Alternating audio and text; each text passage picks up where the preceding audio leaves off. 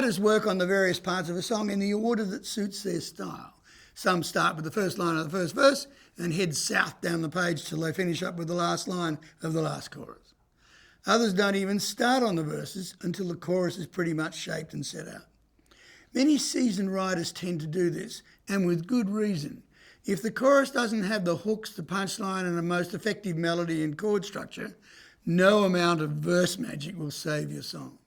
I'll discuss the parts as they normally appear in a song, but you can decide which writing order works for you. The verse is where we explain our idea. Or if it's the first verse, it's where we first commence to frame it. But it's almost always the last part that a listener actually learns. It has two major functions. One, it has to tell the story or involve us in the emotion or the idea. I include the emotion or the idea because, of course, many songs are not linear storylines.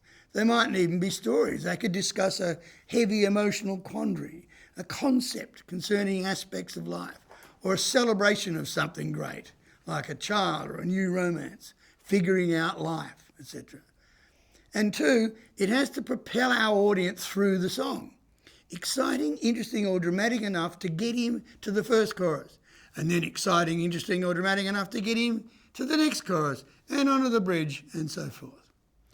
If we fail to stir up interest in the story or the idea during the first verse, we probably won't get past the first chorus. He may not turn the song off, but we'll be opening ourselves up to him becoming more easily distracted. And that's our real enemy. Remember, our audience is almost certainly not sitting in a studio in front of beautiful big speakers in a darkened room and giving us his complete attention. He's probably walking along a street with little earbuds in, dodging pedestrians and traffic, and perhaps late for an appointment. Or he's driving in a car while being talked at by someone. Or he only gets to hear a minute of it before he has to stop listening. Whatever time we have with him, and under whatever circumstances, we have to maximise getting his attention. We have to draw him in so that next time he hears our song, he'll be encouraged to listen again. And each time he listens, we'll be teaching him more about our song. If it is a story song, have a think about the order you tell the story in. Obviously, you can start with the once upon a time approach and tell a consecutive piece of the story in each verse. This has the value of the listener maybe wanting to continue listening to find out what happens in the end. So, if it's an interesting story told well, you'll keep him until the end. But you may not have that luxury. He may not care or have the time to wade through the whole story. He may not care or have the time to wade through the story, particularly if you even falter slightly in terms of excitement or drama. And you have to leave the listener hanging on at the end of each verse, like the writers do in each episode of Game of Thrones. That's actually quite a good way of looking at it from a craft perspective. It often works out better for me if I describe the current situation in the first verse. If I do this in an exciting or dramatic way, then I follow up with the powerful core or summary of the idea in the first chorus. Then there might be a greater expectation to hear more about the situation in the next verse, and so on. So in the second verse, I might give them the backstory. This is how we got to the present situation. Another chorus follows, reinforcing the message, the concept, or the emotion. So that now our audience is ready for me to predict the outcome, the future, good or bad, in the third verse. In the case where the song discusses a heavy emotional quandary, a concept concerning aspects of life, or a joyous celebration, not a continuous story as such, it's even more vitally important to keep the intrigue and curiosity at a high level. You must always have a plan for each of the verses. I've made this mistake many times myself, I still do, and everyone does at some point. When I work with young writers, I see them paint themselves into this corner. They explain the concept, emotion, or celebration too completely in the first verse. Then there's nowhere to go after that. And they're reduced to repeating the whole thing in a slightly different way in each other verse. And here comes our old enemy again. We risk losing the audience attention. He's already heard it all. This is indeed a rather delicate balancing act. You have to tell enough of the idea in the first verse, followed by a chorus, overall message payoff, so that he will come back to the next verse still needing more. Years ago, my youngest brother flourished the word paradigm in a sentence. and I'd never heard it before. I looked it up, and there are various ways of explaining what the word means. And I chose to use exactly that meaning, that there are different ways of looking at the same thing. It completely serves my purpose to use it in that way, and it became the key to solving the said it all in the first verse conundrum. Most situations or concepts, even emotions, can be looked at several ways. Let's take the birth of a new child. There is the paradigm from the mother's point of view, the father's point of view, the grandparent's point of view, and the sibling who's already there's point of view. So describing or discussing the event from each individual point of view not only gives you some really different options for each verse, but they all add to or build on the basic idea, the celebration of the birth of a child. I didn't realise I'd done it back then, but in the late 60s, I wrote A Little Ray of Sunshine. It's probably my best known song in Australia, and it shifts the paradigm all throughout it. So even though it's essentially a single idea, a celebration of the birth of a little girl, the fact that each verse has a different view of it retains the flow of and interest in that idea. One last thought about the first verse. One of the most important lyric lines in the whole song is the first line of the first verse. Of course, it needs to have some pretty killer ones after. The first line should enable your audience.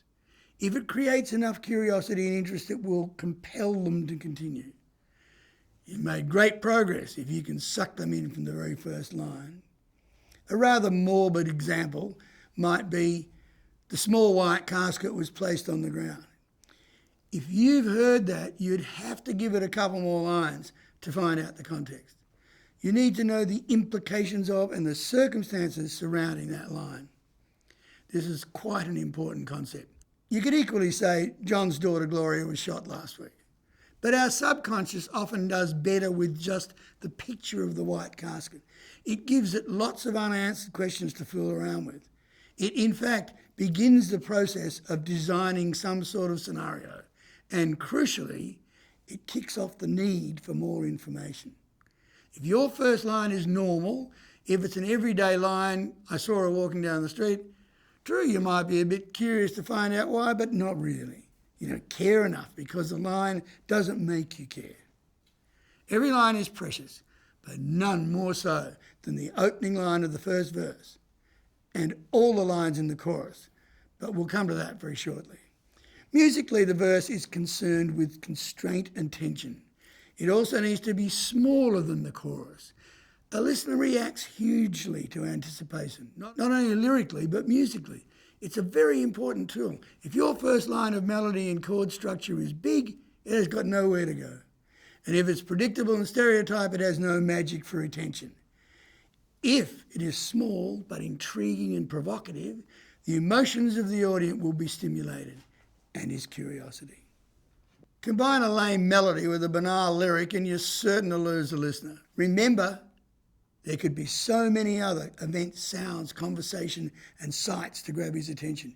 Your song is just a small piece of his panorama. So the melody construct, together with the mood and feel of the chords, are extremely powerful attention getters. And when they first occur, they need to create the musical mood of the whole song. If you're waiting till the first chorus to hook them, you've waited way too long. I'd have to say, in practical terms, a wonderful lyric goes much of the way to make the verse compelling. Melody choices and chord pattern options are, by definition, less in the verses. So you have to work harder to learn how to make them communicate. That word again. Powerfully, excitingly, or joyously. On perhaps an ironic note, musically, Little Ray of Sunshine is the antithesis of the big chorus. The verses are high with lots of chords and dynamics, while the chorus is fairly low melodically, and there is only one constant chord change in every chorus. This is absolutely not normal. Finally, with a lot of folk forms, and certainly rap and house music, the chord and melody structure remains pretty much the same throughout the song. Some of Bob Dylan's early songs really hung onto a continuous rolling chord pattern where the only way you could tell you were in a chorus was the occasional repetition of the title or some other lyrical hook. This is very hard to pull off properly and extremely dangerous if you don't do it well. Leave it to Bob and Snoop Dogg. Make your verses and choruses distinguishable. You need to telegraph various feelings and emotions to your audience, and melody and chord structure are very powerful tools with which to do that.